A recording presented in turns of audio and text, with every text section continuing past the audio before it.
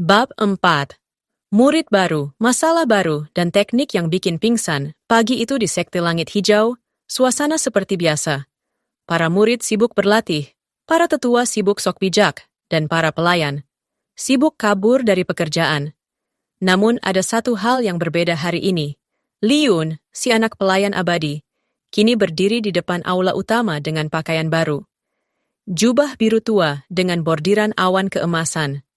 Lencana perunggu di dada, bertuliskan, murid dalam. Rambutnya diikat rapi, walau tetap ada dua helai nyasar ke depan.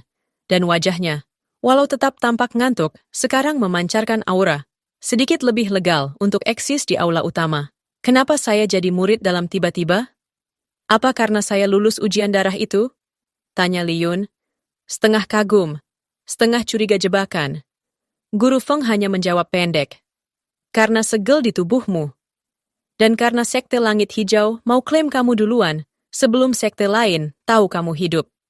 Jadi saya ini, semacam rebutan sekarang? Semacam, ya. Tapi jangan senang dulu. Mulai sekarang, hidupmu penuh bahaya, pelatihan berat, dan interaksi sosial. Liun langsung pucat. Yang terakhir itu paling berat, guru.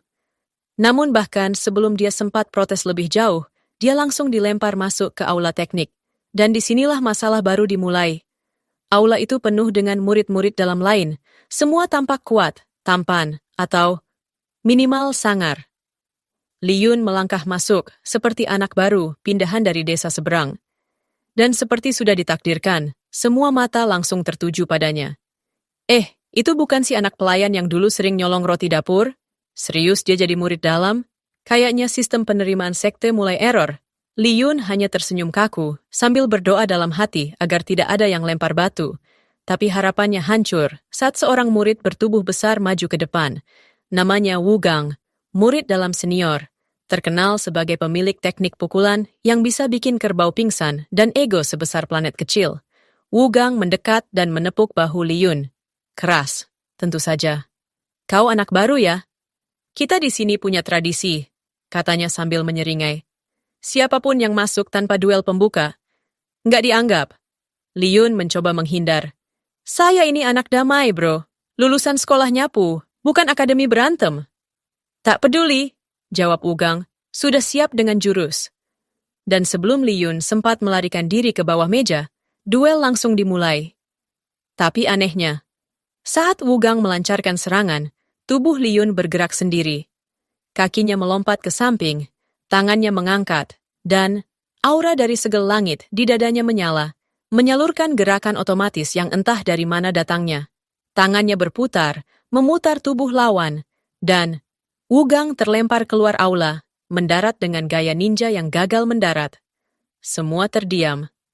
Murid-murid, guru teknik, bahkan satu-satunya ayam liar, yang biasa mondar-mandir di aula ikut membeku.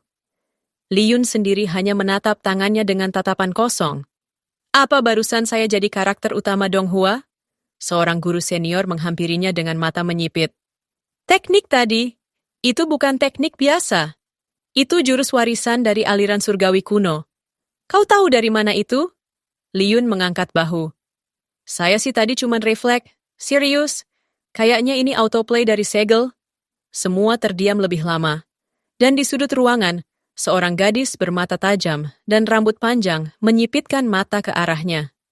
Namanya Lin Yue, murid jenius dari cabang utama, terkenal karena kekuatan spiritual dan ketidaksukaannya pada orang yang menarik perhatian tanpa usaha. Tatapannya ke Liun, seperti berkata, kau menarik perhatian yang bukan milikmu, dan aku akan mengawasi. Sementara itu, Liun hanya berpikir satu hal, gawat. Saya baru naik kelas, dan udah mau dijatuhin lagi. Bab 5. Gadis pendiam, guru sadis, dan latihan yang bikin nangis. Hari pertama Liun sebagai murid dalam belum genap 2 jam, tapi dia sudah membuat satu musuh besar, satu guru curiga, dan satu teknik warisan keluar tanpa izin. Dalam Donghua, ini biasanya pertanda bahwa karakter utama akan mendapat pelatihan keras atau dilempar ke jurang hidup mati. Dalam kasus Liun, dua-duanya benar. Setelah duel dadakan tadi, Guru Qian, kepala pengawas pelatihan teknik dasar, langsung menunjuk Li Yun sebagai peserta wajib kelas pelatihan penguatan daging dan tulang. Kedengarannya keren kan? Kenyataannya, kelas itu dikenal sebagai kelas penyiksaan level sekte. Dan pengajarnya, seorang wanita muda dengan wajah cantik, senyum manis, dan aura neraka tingkat 3. Namanya Guru Mei, spesialis teknik tubuh fisik, yang percaya bahwa satu-satunya jalan menuju kekuatan adalah lewat penderitaan maksimal. "Selamat datang, murid baru," katanya dengan suara lembut, padahal tangannya sedang mengangkat sebuah balok besi sebesar kuda. "Hari ini kita mulai dengan teknik pembuka, jalan 5.000 langkah dengan batu di punggung." Li Yun menelan ludah. 5.000 langkah. "Bukan meter," sahut Guru Mei sambil menyerahkan sebuah karung penuh batu spiritual seberat bayi naga. "Dan setiap kali kau jatuh, ulang dari awal." Li Yun merasa jiwanya keluar dari tubuh, melihat ke bawah, lalu kembali masuk hanya untuk berbisik. "Kenapa aku nggak kabur waktu pintu masih terbuka ya?" Satu persatu murid memulai. Beberapa sudah terbiasa. Ada yang mengeluh pelan, tapi semua tetap melangkah. Li Yun, baru langkah ke-10, dia sudah merangkak sambil mengutuk hidup. Namun, di tengah penderitaan itu, muncullah sesuatu mengejutkan. Seseorang membantu memapah bahunya. Seorang gadis, pendiam. Wajahnya datar, rambutnya diikat tinggi, dan matanya kosong seperti sudah melihat terlalu banyak penderitaan duniawi. Tapi dari caranya menyesuaikan batu di punggung Li Yun dan menyamakan langkah, dia seperti tahu betul bagaimana rasanya menderita. "Jangan jatuh. Nanti ulang," katanya datar. Li Yun menoleh. "Kamu? Siapa?" "Murid kelas penyembuhan. Aku biasanya bantu angkat mayat murid gagal latihan. Namaku Xueran." Dan begitu saja, mereka melanjutkan 5.000 langkah penuh derita. Li Yun tidak tahu kenapa gadis pendiam ini membantu. Tapi di langkah ke-1000, saat dia nyaris jatuh, Xueran menahannya dengan satu tangan dan berkata, "Kalau kamu jatuh sekarang, aku yang harus ulang juga." Males. Motivasi sejati. Waktu berlalu. Langkah demi langkah menyiksa, ototnya seperti dibakar, napasnya ngos-ngosan, dan keringatnya menciptakan sungai kecil. Tapi saat langkah ke-4.000, sesuatu terjadi. Segel langit di tubuhnya kembali bergetar. Tidak meledak, tapi memancarkan gelombang halus. Dan setiap otot yang sakit mulai berdenyut, lalu mengeras, seperti sedang diurut dari dalam. Tubuhnya terasa lebih ringan, langkahnya lebih stabil, matanya lebih tajam. Langkah ke-5.000. Guru Mei tersenyum. "Bagus, kau lulus sesi pertama. Besok kita mulai teknik 3 hari tidur di lumpur api. Selamat bersiap." Li Yun langsung pingsan berdiri. Dan dari sudut aula, Lin Yue, si murid jenius, masih mengamati dalam diam. Tangannya memegang daftar murid, dan jari telunjuknya mengetuk nama Li Yun. Aneh. Dia bukan cuma beruntung. Segel itu aktif secara responsif. Apakah dia benar-benar pewarisnya? Sementara itu, Xueran berdiri di samping Li Yun yang pingsan dan berkata tanpa ekspresi, "Kalau dia pingsan besok juga, aku bakar dia. Berat banget." Bab 6. Teknik penyatuan, kamar asrama, dan masalah yang bau-bau romantis. Li Yun terbangun dengan punggung kaku, bibir pecah, dan rambut kayak habis disetrika 2 sisi.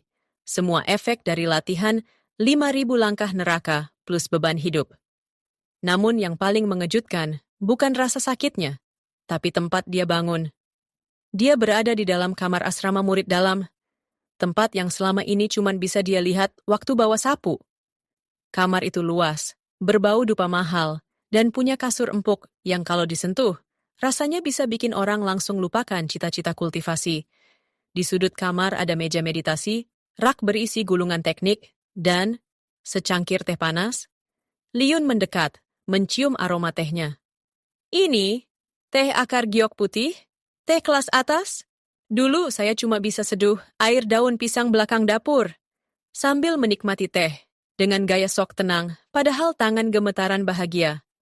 Li Yun menyadari sesuatu yang agak aneh. Pintu kamar terbuka pelan. Masuklah seorang gadis dengan jubah putih, rambut panjang diikat sederhana, dan wajah datar penuh ketenangan. Siapa lagi kalau bukan Xueran? Li Yun langsung duduk tegak. Kamu ngapain di sini? Ini kamar saya kan? Xueran menatapnya sebentar. Kamar murid dalam itu 2 orang satu kamar. Aku ditugaskan bareng kamu. Li Yun langsung freeze. Serius? Campur? Cewek cowok? Ini sekte. Open-minded banget ya. Bukan soal campur, soal efisiensi tempat. Dan aku diminta ngawasi kamu. Kalau kamu pingsan lagi, aku bisa langsung kubur di belakang asrama. Li Yun menghela napas. Aduh, aku rasa hubungan kita bakal romantis sekali ya.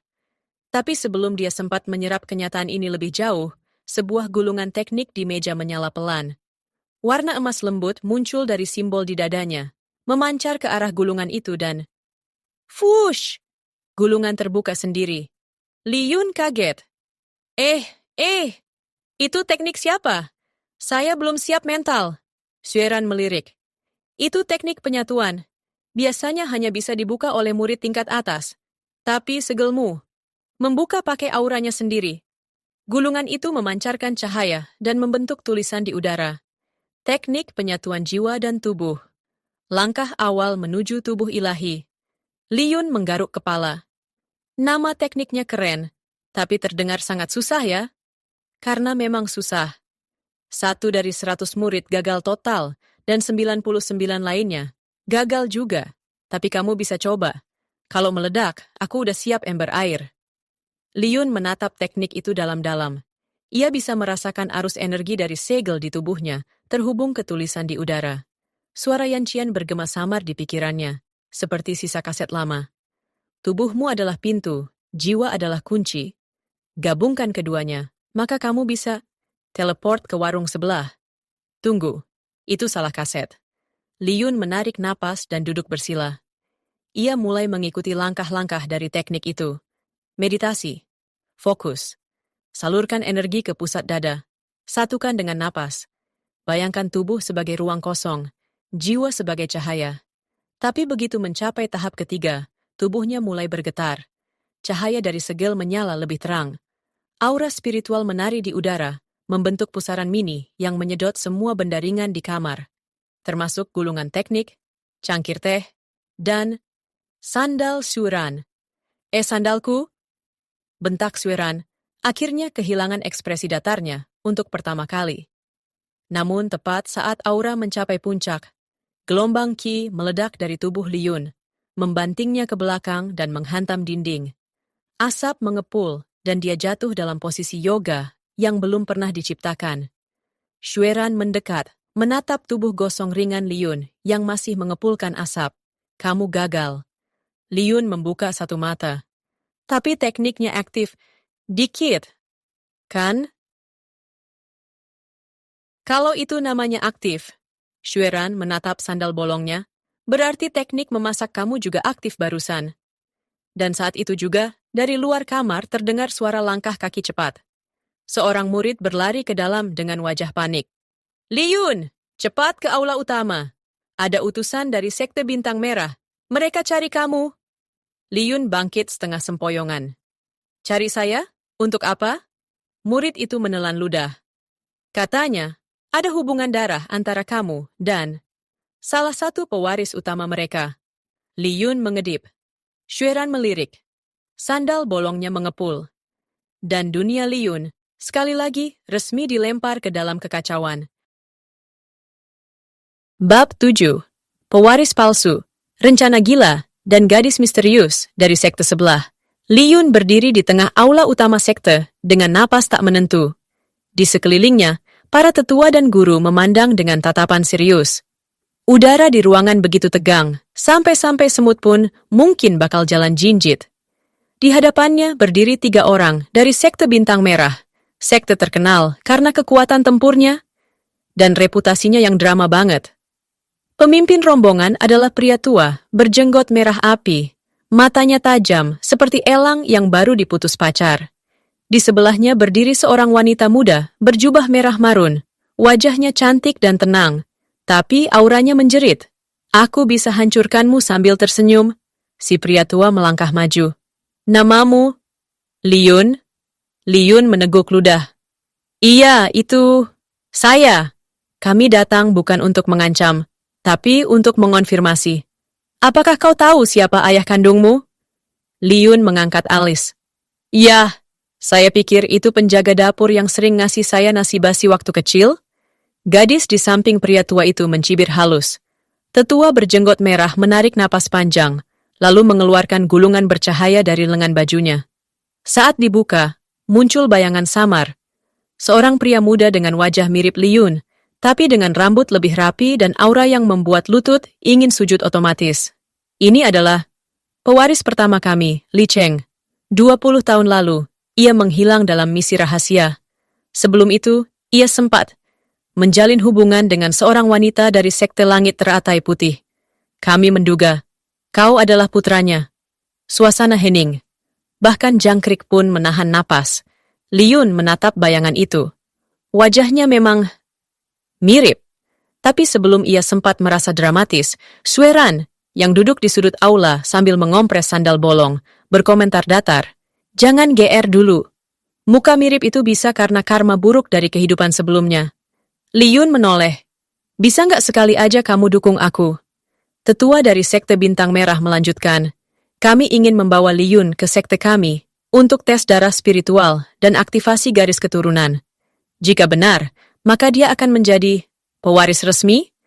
Tiba-tiba, salah satu tetua dari sekte tempat Liyun sekarang, Tetua Ma, yang dikenal karena wajah murung dan suara seperti sapi flu berat, berkata, tidak bisa semudah itu. Liyun adalah murid dalam kami. Dia punya hak untuk memilih, dan aku yakin dia belum siap dibawa begitu saja. Semua mata tertuju pada Liyun. Liyun? Dia sibuk berpikir. Jadi, aku anak pewaris? Atau ini semacam scam kultivasi yang bikin aku dijual ke sekte lain buat diambil intinya? Akhirnya, dia angkat tangan. Saya boleh jawab besok pagi aja? Soalnya ini banyak banget yang harus saya cerna. Seperti, kenapa ayah saya ninggalin saya? Dan kenapa teknik saya meledak kemarin pas latihan? Wanita muda dari Sekte Bintang Merah maju. Suaranya lembut, tapi tajam.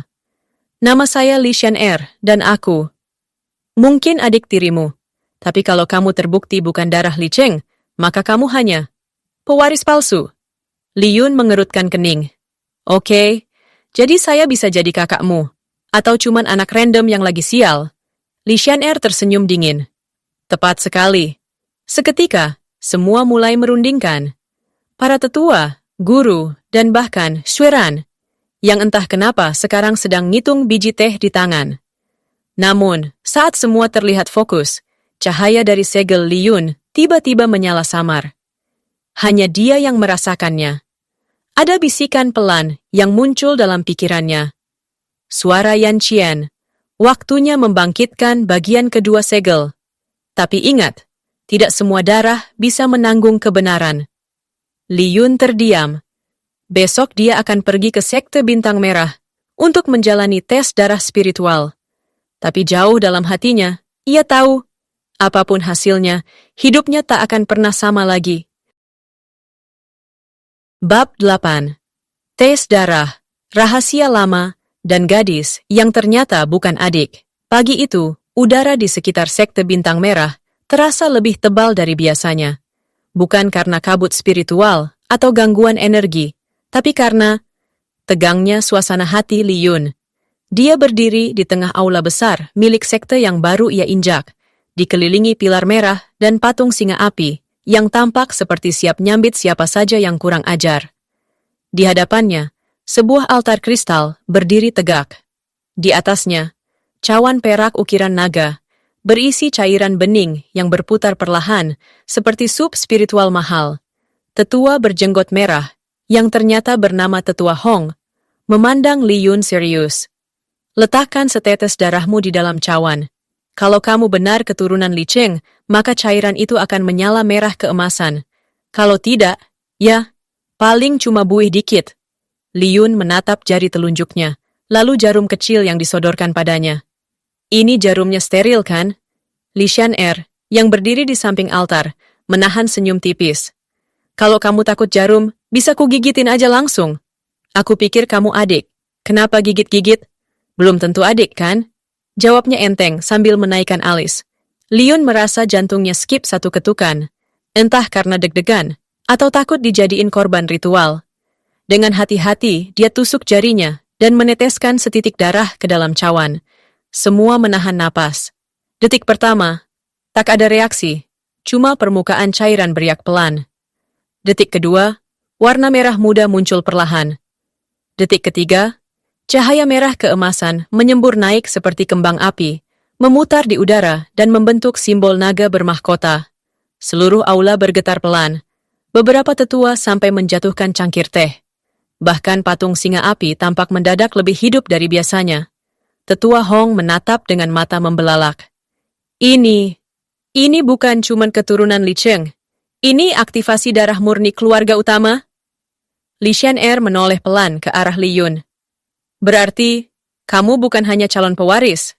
Kamu mungkin penerus utama.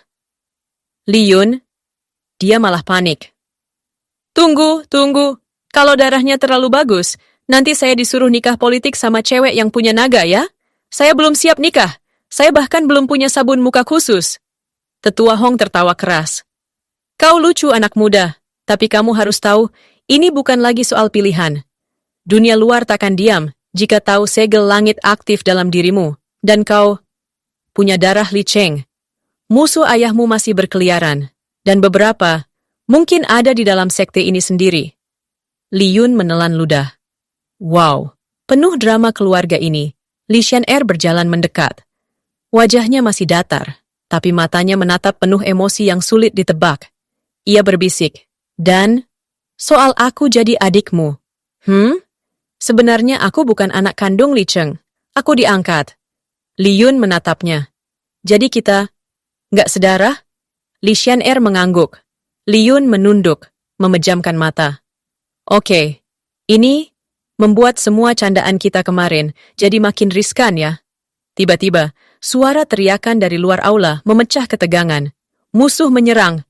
Ada penyusup di Gunung Api Selatan. Semua langsung bergerak. Tetua Hong mengepal tangan. Itu tempat penyimpanan kitab naga tertua. Tak boleh sampai jatuh ke tangan musuh. Li Xian'er menarik lengan Li Yun. Ikut aku. Ini kesempatan pertamamu membuktikan kekuatan segelmu, dan mungkin mencari petunjuk siapa musuh ayah kita yang sebenarnya.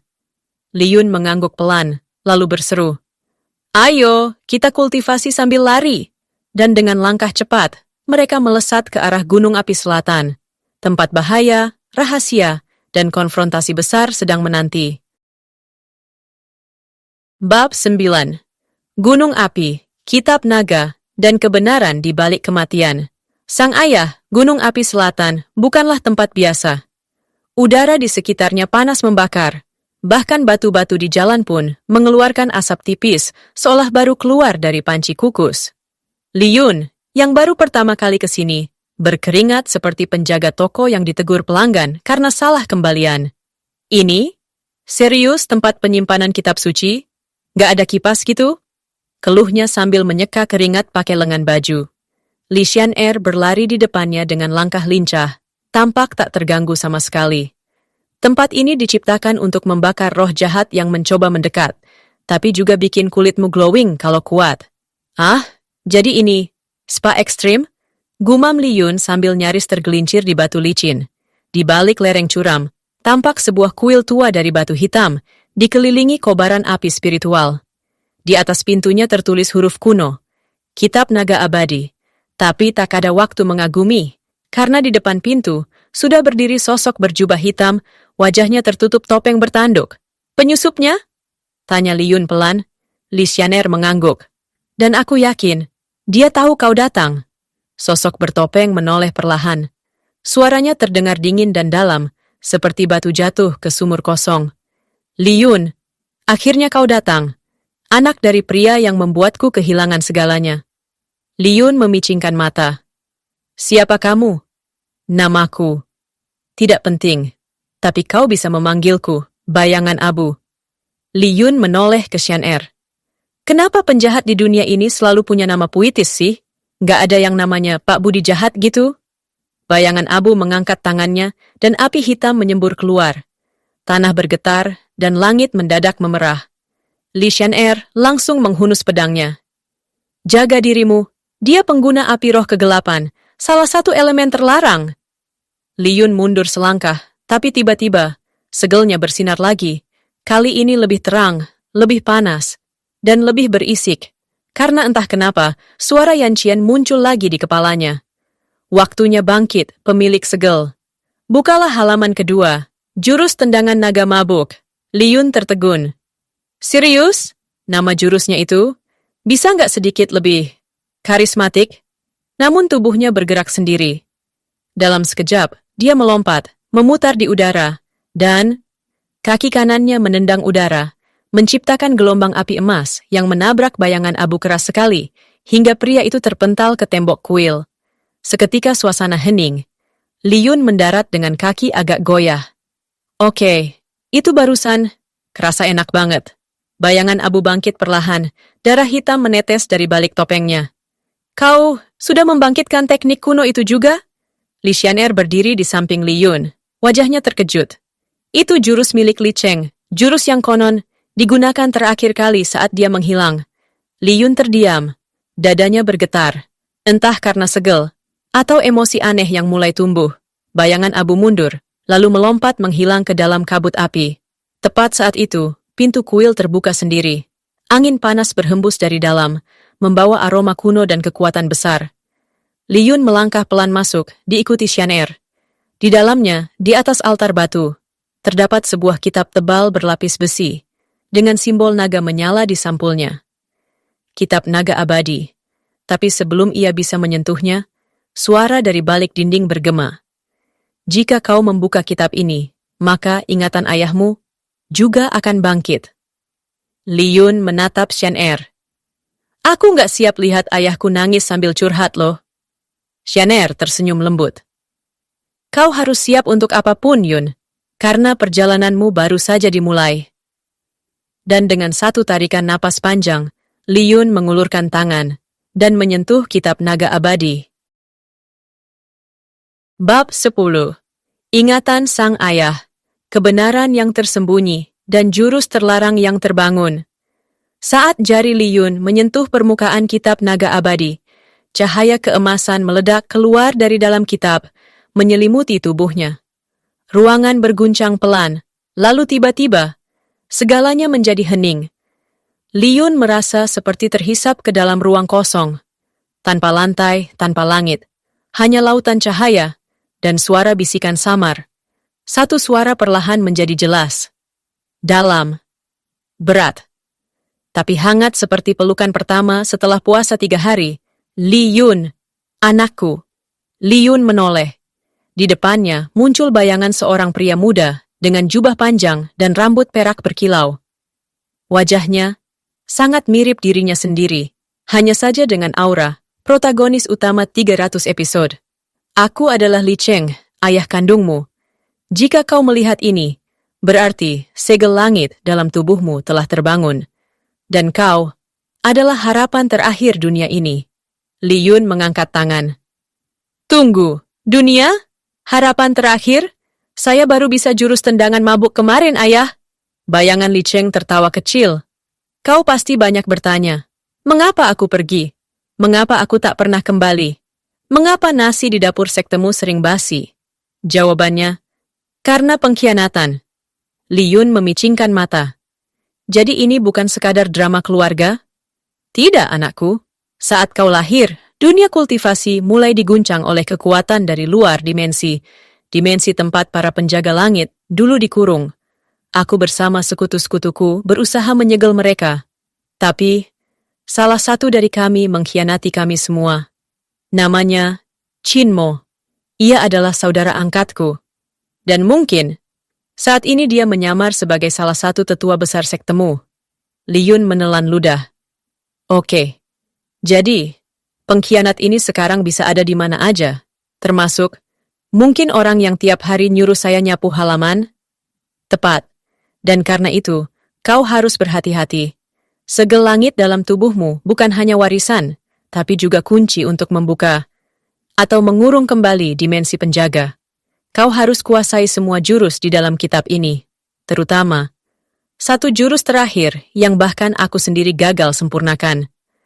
Naga pemutus takdir. Liyun menoleh cepat. Wah, nama jurusnya kayak sinetron musim terakhir. Latihlah, tapi hati-hati. Jurus itu bisa memutarbalikkan hukum alam, bahkan menantang takdir. Sekali kau gunakan, kau mungkin akan kehilangan sebagian dari dirimu sendiri. Bayangan Li Cheng mulai memudar. Cahaya menghilang perlahan. Aku bangga padamu, Yun, bahkan sebelum kau tahu siapa dirimu sebenarnya. Dan semuanya gelap. Li Yun membuka mata di kuil. Kitab naga abadi kini terbuka. Halaman-halamannya berkilau dengan tulisan kuno yang mulai berubah bentuk, menyesuaikan bahasa pikirannya. Di sampingnya, Li Xianer menatapnya khawatir. Kau pingsan selama 1 jam. Li Yun mengusap wajah. Aku lihat ayahku, dia kasih tahu semuanya. Soal Qinmo, soal segel, dan jurus, naga pemutus takdir. Xianer menarik napas dalam. Jadi, ini bukan cuma tentang pewaris lagi. Ini tentang menjaga dunia dari kehancuran. Li Yun berdiri perlahan. Dan sepertinya, kita nggak bisa bilang ini ke semua orang. Siapa tahu, salah satu tetua itu, Qinmo yang menyamar. Xianer mengangguk. Kalau begitu, mulai sekarang, kita harus bertindak dalam diam. Li Yun tersenyum setengah. Diam itu emas, tapi jurusku lebih ke api. Malam itu, di puncak kuil, Li Yun duduk sendirian, menatap langit. Di tangannya, halaman terakhir kitab itu mulai menunjukkan gambar naga bersayap patah, dan di bawahnya tertulis, jurus terakhir, naga pemutus takdir, hanya akan bangkit jika pemilik segel kehilangan sesuatu yang paling berharga. Li Yun mengernyit. Maksudnya, sandal kesayanganku? Ia tidak tahu bahwa malam itu, seseorang di sekte sedang mengamati pergerakannya dari balik bayangan. Dan Qinmo mungkin lebih dekat dari yang ia kira.